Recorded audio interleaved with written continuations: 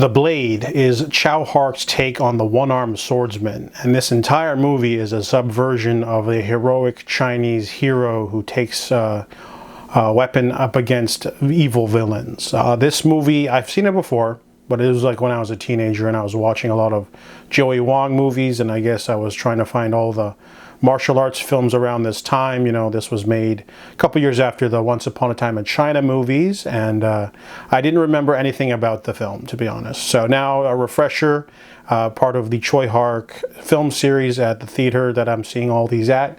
This was the last film that I needed to watch out of all 8.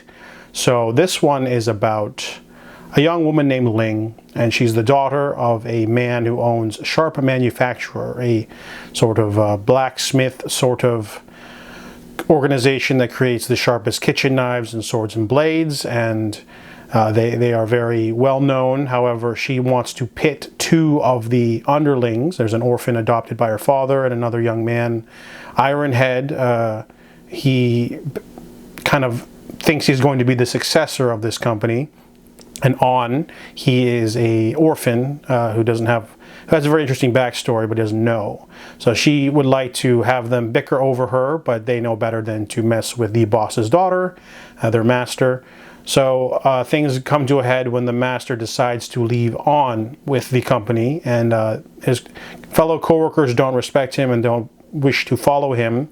But honestly, this movie, the reason why I call it a subversion of your stereotypical action story, like something like a Shaw Brothers film, is because every frame of this movie is trying so hard to be gross and dreary and bleak, and it works. Literally every part of this movie, the opening sequence is a bunch of hunters and they trap a dog, and you don't know if they're eating the dog or they're just doing it for fun. And the next scene they decide to grab a woman from the market just to have their way with her or whatever, and this traveling monk comes in and he's huge and he's got a big pole and he smacks all of the hunters. There's a scene where he smiles at some children, and you'd think the children would cheer and be like, yay, the hero man saved the lady, but they don't smile at him, they don't react, they just walk away. Because the next scene, the hunters come back and they trap the monk man and they fight him unfairly. They smash him with rocks and trap him with bear traps and viciously kill him, because that's the type of world that this movie is. This movie is a lawless, vicious land where bandits, whoever has the sword might and the manpower, can do whatever they want. So the bandits can sort of just go around and do whatever they want with reckless abandon, because there are no heroes in this story. And the first half of this movie sets up the world building and the tone a little bit too much, because after On is given the company, decides to ask Ling what his backstory is. Apparently his father was murdered by a vicious bandit named Ling, and he goes off to get revenge even though he doesn't have any skill. And Ling gets captured by the bandits when she decides to mess around with them for some reason. She thinks he went to them, and then he loses his arm, and that's kind of like the main crux. He recovers, learns to fight, and he doesn't actually, the movie doesn't really begin to pick up until about the halfway mark when he finds a martial arts book. And that's another subversion of this genre.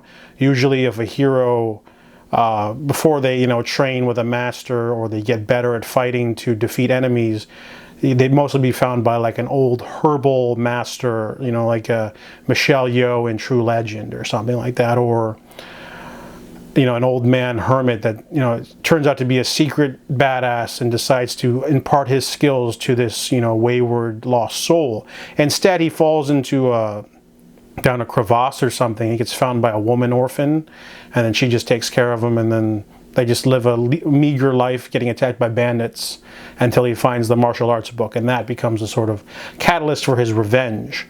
And from then on, the movie definitely has more action, but the way Choi Hark directs this film, it's trying not to be artsy. It's like the close-ups are just too close, and like the sword fighting isn't even like well choreographed. It's definitely not done by Wu Ping Yuan. It almost feels like there is no action choreographer, because the first fight scene is about halfway through when a group of bandits come by the farmhouse where he and the orphan girl Blackhead are basically just chilling, and he violently cuts them all down from their horses. But it's so inelegant and so like just messy, and you don't even get to see the actual kill of him taking down the bandit leader. And then later The villagers are singing a song celebrating his victory, and he just walks away because this is not that kind of story. This is like a gross kind of like bleak, like it almost feels like an assault on the senses. Like it feels like a cacophony of like just rain and mud and dirt, and just feels like someone grabs you while you're having a walk and shoves your nose into a dead carcass. It feels that visceral, really, and I guess that's probably why it's, film critics like it still, I guess, or why it's different from your usual revenge movie, because it's just really like clumsy in terms of its cinematography and its fight scenes.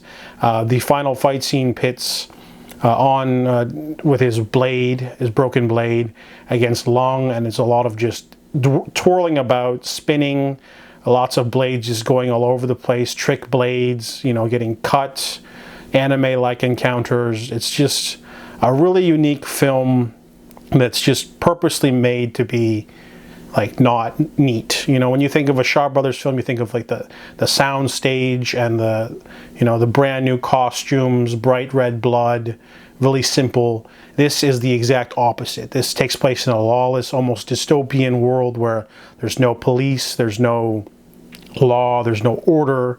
It's just people cutting into each other whenever they feel like it, taking things of what they want.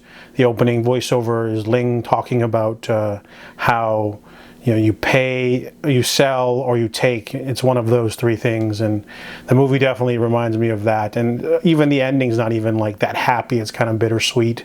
So overall, this is a very interesting film. It's not for everyone. I saw it with a friend of mine, and he did not enjoy the film at all. It was a 35mm print, so it had lots of cigarette burns, and it's definitely not entertaining in the way you think a revenge martial arts film is. This is definitely more of a blunt kitchen knife blade, cutting someone's throat rather than elegant revenge. So I give The Blade a 6 out of 10.